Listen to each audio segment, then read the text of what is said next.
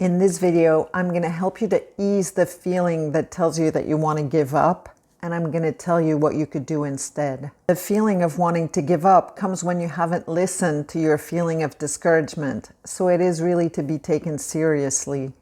Among my clients who have a loved one with a loss of autonomy, they often come to me when that feeling of wanting to give up starts pushing already.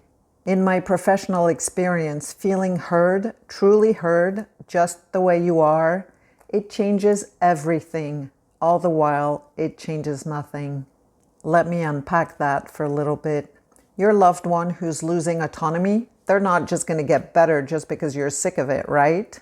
So there's no changing of the situation. But there is a job to be done about becoming okay with the way things are, and that can take a little bit of time. However, feeling really heard just the way you're feeling in a non-judgmental way, that really eases the burden for people. I've observed this time and time again with my clients, and I've even experienced some of it for myself. In case you don't know, this is what I do for a job, listening to people unconditionally. I do it both in my therapy practice and also in my community of support for caregivers for loved ones who are losing autonomy. But back to you and your feeling of wanting to give up. I'm curious, is what I'm sharing helpful to you at all? If you feel a bit better after these couple of minutes, could you put better in the comments so I know that what I'm doing is helpful for you? And now let's see what you can do instead of giving up. You might not like it, but I only tell the truth such as I understand it. A client of mine felt so fed up, and I told her as gently as I could that she was probably trying to do too much and that she might want to take a bit of time for herself. She heard me, and she scheduled a couple of things just for herself after that and felt already a lot better. How easy or hard this will be for you will depend on your specific situation. But one thing is for sure, it's important that you find some time, that you make some time for yourself, whatever your situation.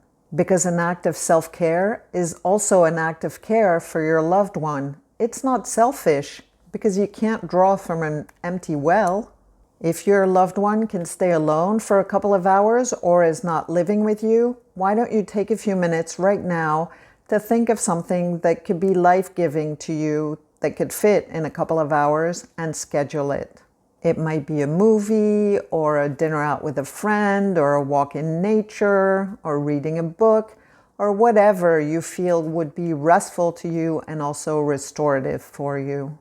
If your loved one relies on your presence, it's obviously harder.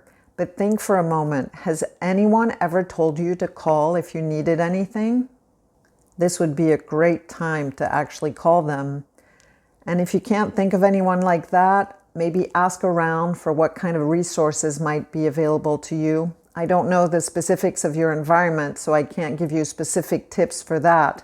But I'm sure if you ask around in your environment, you might find some resources.